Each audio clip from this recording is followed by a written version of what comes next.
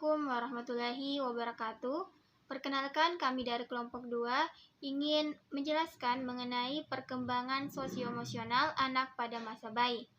Pertama-tama kami ucapkan terima kasih kepada Ibu Dwi Reski Anandari Sulaiman, SPSI, MSI, atas kesempatan yang diberikan kepada kelompok kami untuk mempresentasikan hasil diskusi kami. Baik, izinkan saya untuk memperkenalkan anggota dari kelompok 2. Pertama, perkenalkan, nama saya Andi Nur Hanifah Rofifa, dan yang kedua Siti Nur Syafa, yang ketiga Ulul Asmi, dan yang keempat Reja Alitiatmah Wahab. Baik, langsung saja masuk ke materi. Yang pertama yaitu masa bayi, di mana masa bayi adalah salah satu tahap perkembangan manusia yang dimulai dari usia 0 sampai 2 tahun. Masa bayi adalah masa keemasan sekaligus masa kritis perkembangan seseorang. Dikatakan masa kritis karena pada masa ini bayi sangat peka terhadap lingkungan, dan dikatakan masa keemasan karena masa bayi berlangsung sangat singkat dan tidak dapat diulang kembali. Selanjutnya yaitu perkembangan emosi dan kepribadian.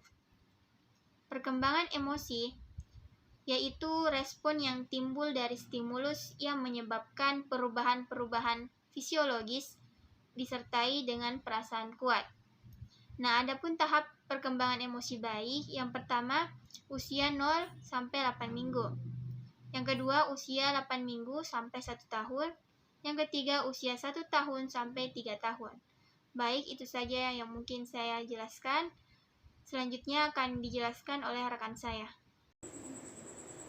Baik, Assalamualaikum warahmatullahi wabarakatuh. Terima kasih atas kesempatan yang diberikan kepada saya. Sebelumnya, perkenalkan, saya Siti Nur Syafa. Di sini saya akan melanjutkan penjelasan terkait materi yang dijelaskan rekan saya sebelumnya, yaitu perkembangan kepribadian. Nah, pada masa ini masih berkembang sikap egosentrir, di mana berarti anak memandang segala sesuatu dilihat dari sudut pandang sendiri dan ditujukan untuk kepentingan dirinya sendiri. Sikap egosentris ini mempengaruhi sikap sosialnya seperti semua orang harus melayani dirinya. Yang kedua, semua orang harus tunduk pada kehendaknya. Dan yang terakhir, segala sesuatu yang dikehendakinya harus ada dan harus dipenuhi. Selanjutnya yaitu orientasi atau pemahaman sosial. Orientasi sosial sejak awal perkembangannya, bayi terkagum-kagum dengan dunia sosial. Bayi muda memandang penuh perhatian pada wajah-wajah dan mengenali suara-suara manusia. Bermain secara bertatap muka atau face-to-face play seringkali mulai menjadi ciri interaksi pengasuh bayi ketika bayi berusia 2 hingga 3 bulan. Interaksi bermain secara bertatap muka yang berfokus mungkin mencakup vokalisasi, sentuhan, dan bahasa tubuh. Bayi berespons secara berbeda di usia 2 hingga 3 bulan terhadap objek diam, misalnya boneka. Salah satu penyebabnya yaitu karena sifat positif dari interaksi antara bayi dan pengasuh tersebut. Di usia ini, kebanyakan bayi berekspektasi bahwa orang secara positif ketika ia melakukan perilaku tertentu seperti senyum atau membuat vokalisasi. Sejak usia 2 hingga 3 bulan, bayi menunjukkan lebih banyak pengisosialisasi diri, emosi negatif, dan perilaku tertuju kepada diri sendiri ketika pengasuhnya berdiam diri dan tidak responsif. Selanjutnya yaitu kelekatan. Kelekatan atau attachment adalah ikatan emosional yang kuat antara dua orang. Bayi semakin menjadi dekat dengan orang atau benda yang memberikannya kepuasan oral. Bagi kebanyakan bayi, kepuasan seperti ini tentu saja didapatkan dari ibu yang paling sering memberikan makanan kepada bayinya. Kelekatan tidak timbul secara tiba-tiba, namun berkembang melalui serangkaian tahapan, diawali dengan preferensi umum bayi terhadap amnesia hingga kebersamaan dengan pengaruh dengan pengasuh utama. Sekian dari saya. Perkenalkan, nama saya Ulul Asmi. Saya akan melanjutkan materi dari rekan saya. Pengaruh konteks sosial terhadap perkembangan bayi. Yang pertama, lingkungan keluarga. Disinilah peran orang tua menjadi sangat penting. Dan tidak hanya menjadi orang tua, kita harus bisa menjadi teman, sahabat bagi anak-anak kita. Membuat anak-anak kita nyaman dengan kita, serta menanyakan bagaimana aktivitasnya dan perasaannya hari ini. Berikan solusi, saran, dan arahan pada mereka ketika mereka mengungkapkan perasaannya. Sampaikan dengan penuh kasih sayang. Karena jika orang tua tidak memperdulikan atau tidak memperhatikan anak di masa ini, apalagi jika orang tua berpendapat bahwa bahagianya anak karena tercukupinya semua kebutuhannya, itu dapat merusak moral anak karena tanpa adanya hubungan antara orang tua dan anak, kita tidak akan tahu dengan siapa mereka bergaul, apa saja yang dilakukannya. Itu dapat merusak anak di masa sekarang dan yang akan datang. Dari uraian di atas, sudah sangat jelas bahwa pengaruh lingkungan keluarga pada perkembangan sosial emosional anak sangat-sangat penting. Yang kedua yaitu tempat penitipan.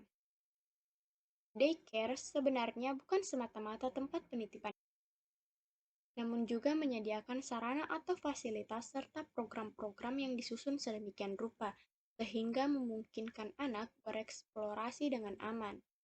Sayangnya, di Indonesia, tidak banyak daycare yang berkualitas dan punya fasilitas yang memadai, sehingga bisa memberikan kesempatan yang terbaik bagi anak untuk berkembang. Ataupun, jika ada, biayanya sangat mahal, sehingga hanya kalangan terbatas saja yang mampu membayarnya.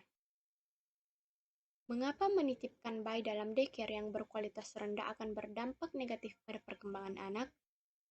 Menurut Erikson, kebutuhan dasar anak pada masa bayi sampai dengan kurang lebih dari 1 tahun adalah kebutuhan yang bersifat biologis dan psikologis. Kebutuhan biologis seperti makan, minum, pakaian, dan segala urusan pencernaan. Kebutuhan psikologis seperti kebutuhan akan rasa aman, merasa diri dicintai dan diperhatikan, serta kebutuhan untuk dilindungi.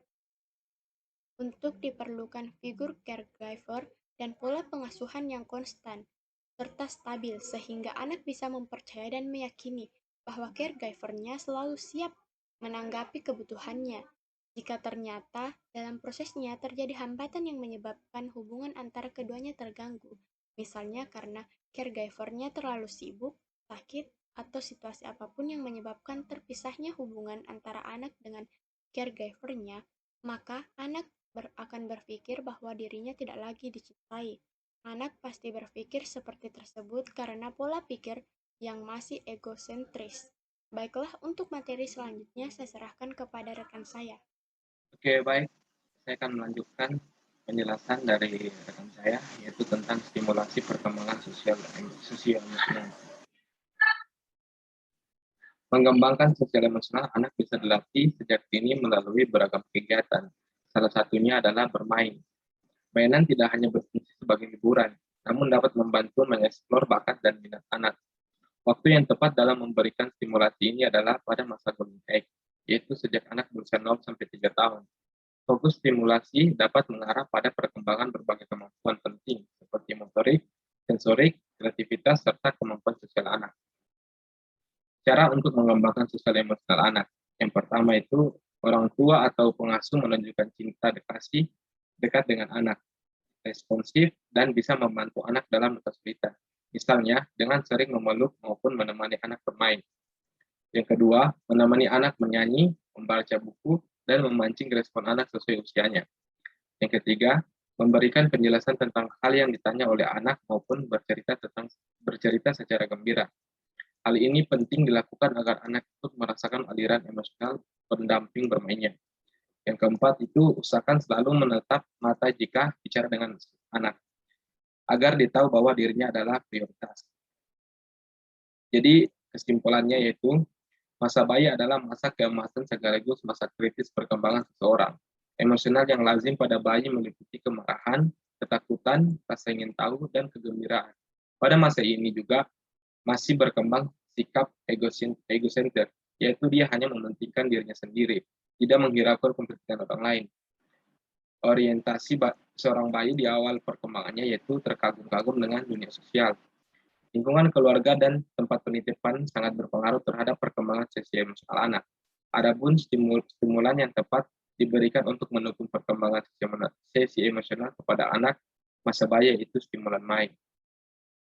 Oke, mungkin cukup sekian dari kelompok kami. Jika ada kesalahan mohon dimaafkan. Sekian dan terima kasih. Wassalamualaikum warahmatullahi wabarakatuh.